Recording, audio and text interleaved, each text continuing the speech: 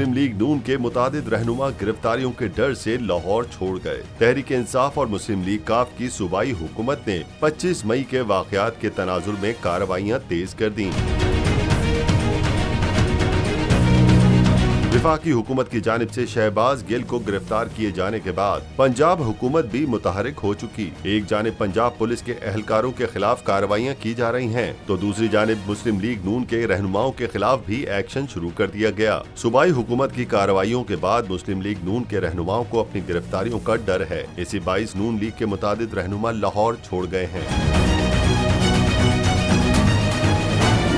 वाज़ेह रहे, पंजाब हुकूमत ने गुज़िश्ता रोज 55 अफसरान के तबादले के एक रोज बाद मजीद 42 अफसरान तब्दील कर दिए हैं, जिनमें 18 एसपीज़ और 24 डीएसपी शामिल हैं।